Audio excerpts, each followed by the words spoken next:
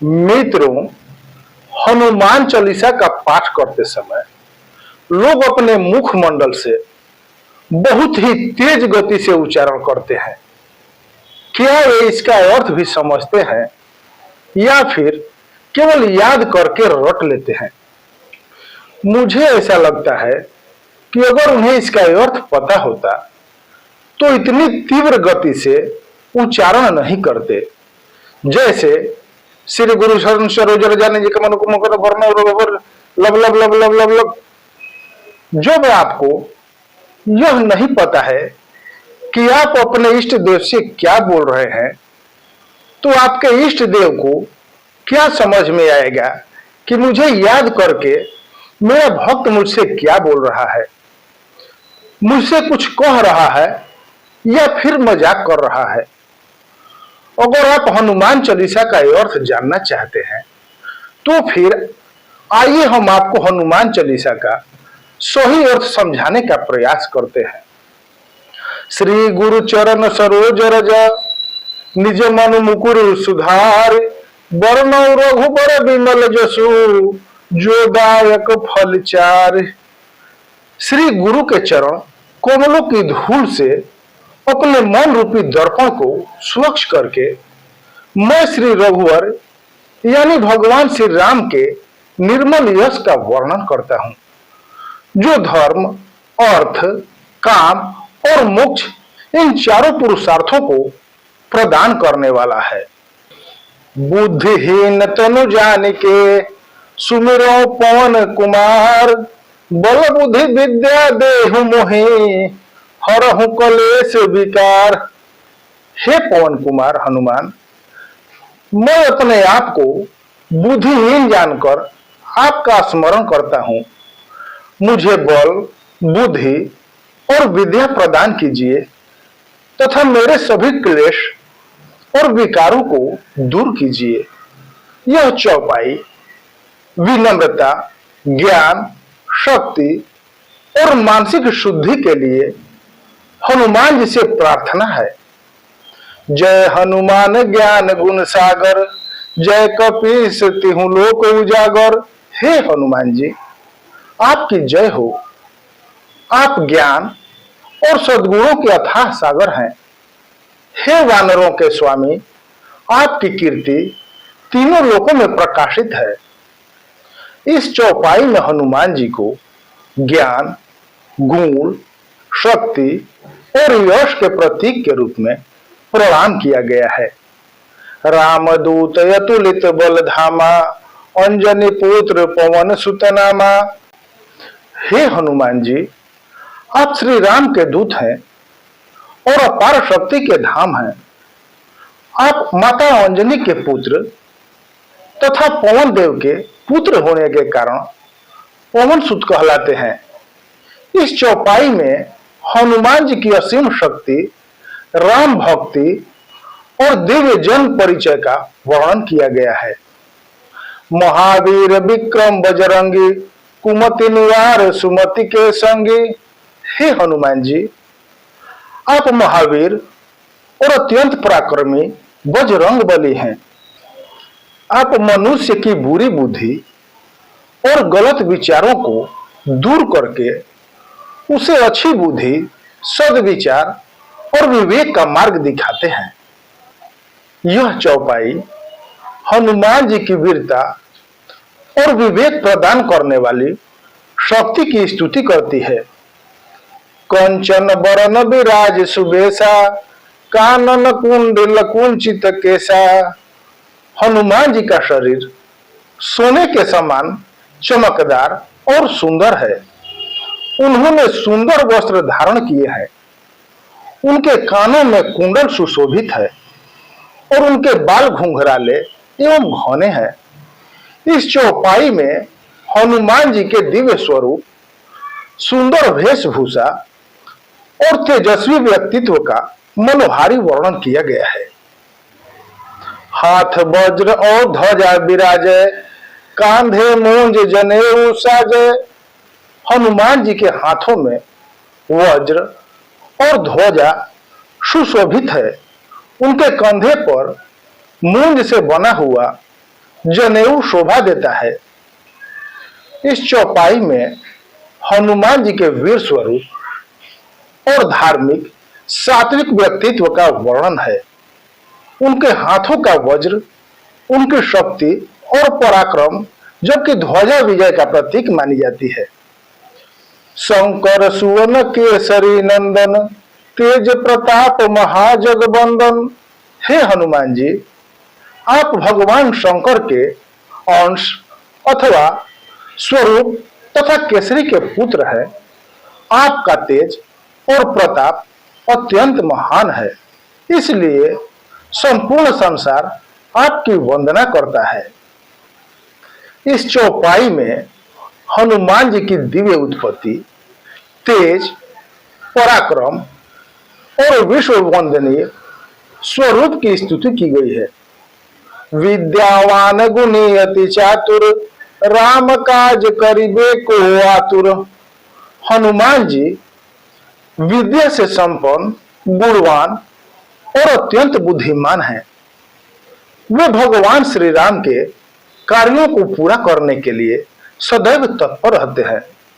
यह चौपाई हनुमान जी के ज्ञान, बुद्धिमता, गुणों और श्री राम के प्रति समर्पित सेवा भाव को दर्शाती है।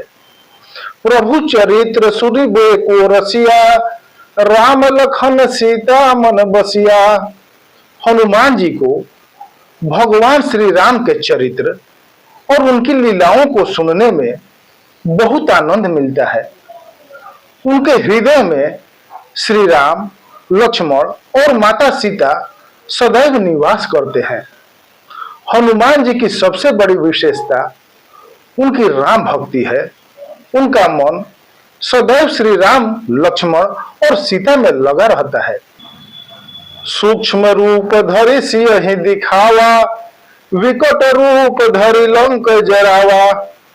हनुमान जी ने छोटा और सूक्ष्म रूप धारण करके माता सीता को अपना दर्शन दिया।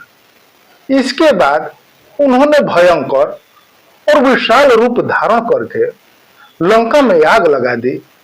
यह चौपाई हनुमान जी की रूप बदलने की अद्भुत क्षमता, बुद्धिमता और पराक्रम को दर्शाती है। माता सीता के सामने उन्होंने विनम्र एवं छोटा रूप धारण किया, जबकि शत्रुओं के सामने अपने वीर और विकराल स्वरूप का प्रदर्शन किया। भीम रूप धरि असुर संहारे, रामचंद्र के काज संवारे। हनुमान जी ने भयंकर और विशाल रूप धारण करके अनेक राक्षसों का संहार किया और भगवान श्री राम के सभी कार्यों को सफलतापूर्वक पूरा किया। यह चौपाई हनुमान जी के अद्भुत पराक्रम, साहस और श्री राम के प्रति पूर्ण समर्पण को दर्शाती है। वे अपने सामर्थ्य का उपयोग सदैव धर्म की रक्षा और प्रभु श्री राम के कार्यों की पूर्ति के लिए करते हैं। लाय सजीवन लखन जियाए, श्री रघुबीर हरषि उर लाए। हनुमान जी संजीवनी बूटी लेकर आए, जिससे मूर्छित लक्ष्मण जी के प्राण बच गए। यह देखकर श्री राम अत्यंत प्रसन्न हुए और उन्होंने हनुमान जी को हृदय से लगा लिया।